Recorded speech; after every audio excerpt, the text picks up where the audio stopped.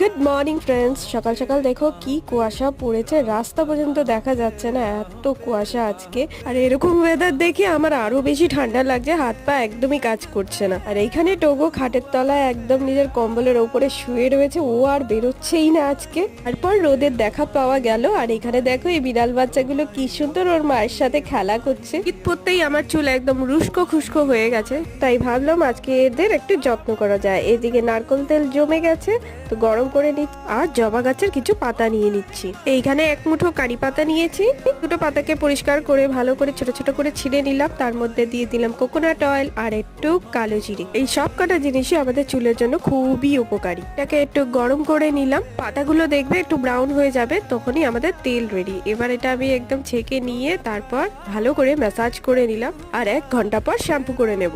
চুল শুকানোর পর এবার রেজাল্ট দেখো, কি সুন্দর চুল হয়ে গেছে, একদম সফট এন্ড সিল্কি।